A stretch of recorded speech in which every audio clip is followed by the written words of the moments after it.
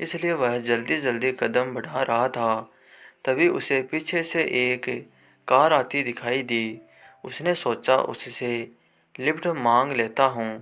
वह मुड़कर हाथ दे रहा था, लेकिन जिस कार से वह सहारे की उम्मीद कर रहा था उसी ने उसे कुचल दिया। कार में बैठे दो लोगों ने अपनी बातों के चक्कर में उसे अनदेखा कर दिया।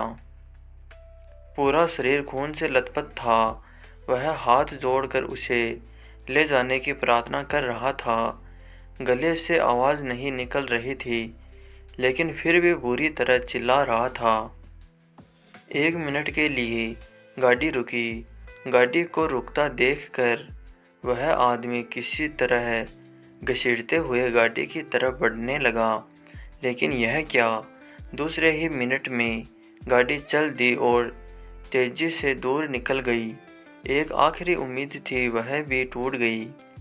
वह घायल अवस्था में अंधेरे में चिल्ला रहा था, हे भगवान, कोई तो मेरी मदद करो, किसी को तो भेज दो मेरी जान बचाने के लिए। लेकिन इस अंधेरे सुनसान जंगल में उसकी आवाज़ दब कर रह गई।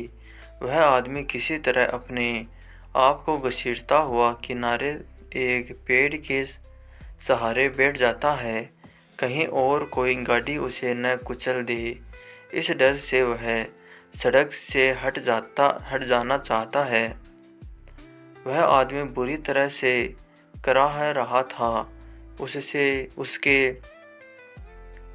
उसके शरीर से खून निकल रहा था, लेकिन गुम चोट भी लगी थी, जिसका दर्द धीरे धीरे बढ़ता जा रहा था। तभी पेड़ के पीछे से किसी ने उसके कंधे पर हाथ रखा। उस आदमी ने पलटकर देखा तो एक काला गहरा साया खड़ा था। उसे देखकर आदमी में कुछ हिम्मत आई। भैया, मुझे बचा लो, मुझे अस्पताल पहुंचा दो, नहीं तो मैं मर जाऊंगा। तभी दूसरी ओर से आवाज़ आई, चिंता मत कर, हम इस दर्द से तुझे छुटकारा दिलाने आए हैं। आदमी ने झट से पलट कर देखा तो दूसरी ओर एक और साया खड़ा था। वह आदमी कहने लगा, भगवान आपका भला करे, मुझे बहुत दर्द हो रहा है, जल्दी से ले चलो, मैं जिंदगी भर आपका एहसान मानूंगा। तभी पहले वाले ने कहा, जिक्र क्या करेगा, ये इंसान तुझे फिर से मारेंगे, हमारे साथ चल, फिर कभी मरने से डर नहीं लगेगा। वह आदमी बुरी तरह डर जाता है। उसे समझ आ जाता है कि यह कोई साधारण आदमी नहीं है। वह कहता है, तुम कौन हो, मुझसे क्या चाहते हो? यह सुनकर दोनों हंसने लगते हैं।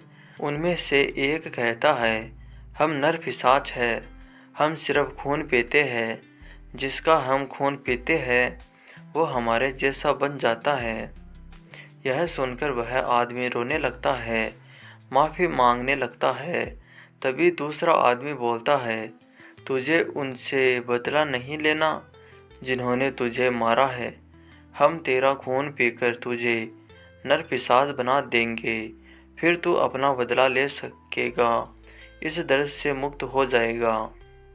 वह आदमी बात कर ही रहा था, डर के मारे वह थर थर काँप रहा था।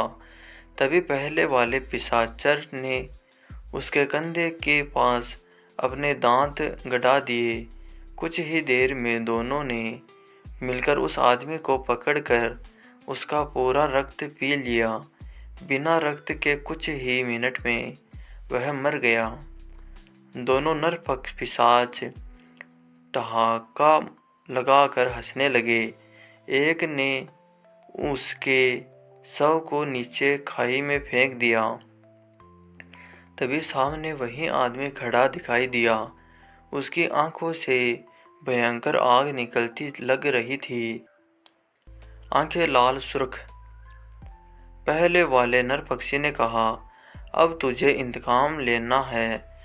जितने लोगों का खून पियोगे उतनी ही तेरी शक्ति बढ़ेगी। जाएगी, लेकिन जिसने तुझे मारा है उसका रक्त पीने से तेरी शक्ति 4 गुना हो जा।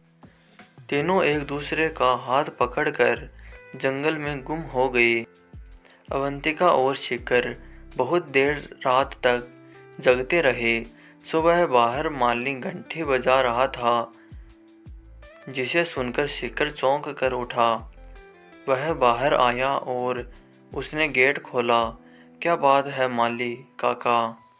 माली ने बताया, साहब मैं पौधे में पानी दे रहा था, तभी मेरी नज़र पार्किंग में खड़ी आपकी गाड़ी पर पड़ी। उसका आगे का हिस्सा टूटा हुआ था और उस पर लाल रंग लगा था। ऐसा लगता है जैसे किसी का खून हो। साहब कोई एक्सीडेंट हुआ था क्या? शिखर घबरा गया, लेकिन फिर उसने अपने आप को संभालते हुए कहा, यह क्या कह रहे हो? चलो देखते हैं। दोनों गाड़ी के पास जाते हैं। शिखर गाड़ी देखते ही समझ आता है, उसका बम्पर बिल्कुल टूट चुका था। सामने की एक लाइट भी टूटी हुई थी। टूटे हुए बम्पर पर खून लगा था। उसने माली से कहा, अरे कुछ नहीं, कल जंगल में शायद कोई जानवर इससे टकरा गया होगा। मैं मैकेनिक को फ़ोन कर देता हूँ, वो गाड़ी ले जाएगा। माली का चेहरा पीला पड़ गया था। उसने कहा, साहब ये क्या कह रहे हैं? कल आपने जंगल में किसी के ऊपर गाड़ी चढ़ा दी। आपको पता है उस जंगल में नरपिशाच रहते हैं। इस खून को सूंघते हुए वो घर आ जाएंगे। शिखर पसीने पसीने हो रहा था। तभी आवाज़ सुनकर अवंतिका भी बाहर आ गई थी। माली की बात सुनकर शिखर ने कहा, यह क्या बकवास कर रहे हो? कोई नर पक्षी नहीं होता। जरा सी बात का बतंगड़ बना रहे हो। जाओ अपना काम करो। माली चुपचाप चल देता है। तभी अवंतिका उसे रोकती है। माली काका, क्या बता रहे थे आप? माली ने बताना शुरू किया, साहब यह इलाका एक आदिवासी कबीले का था। वहाँ के लोग इस जंगल में रहते थे। पहले सड़क नहीं थी, कच्चा रास्ता था। कबीले में किसी भी बाहर के आदमी का आना जाना नहीं था। दिन में 1-2 गांव वाले चुपचाप इस रास्ते को पार करते थे। किसी को ज़रूरी काम होता था तो वो ही जाता था। कबीले वाले कभी किसी को परेशान नहीं करते थे। कबीले के सरदार मंगल सिंह बूढ़े हो चले थे। उनका बेटा बहुत ही नालायक था। कबीले की प्रथा थी कि कबीले का सरदार अपनी जगह खुद किसी को चुनता था। कबीले का एक नौजवान था, सुंदर। सरदार ने उसे अपनी जगह सरदार बना दिया।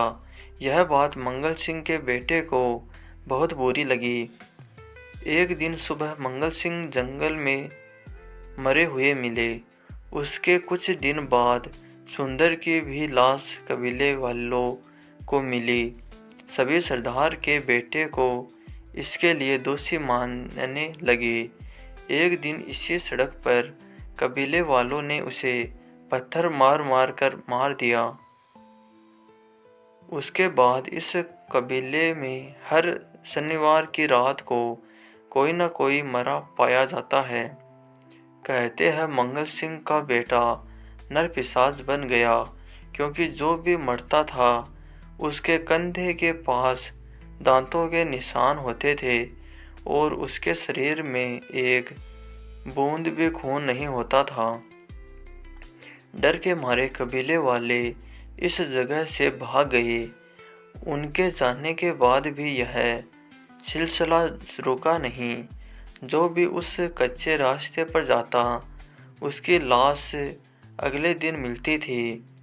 लेकिन कुछ दिन बाद जंगल के उस पार बसावट होने लगी। तब सरकार ने यह पक्की सड़क बनवा दी। दोनों तरफ लाइटें लग गई। बहुत दिनों तक दिन रात गार्ड तैनात रहते थे। फिर मौतों का सिलसिला बंद हो गया।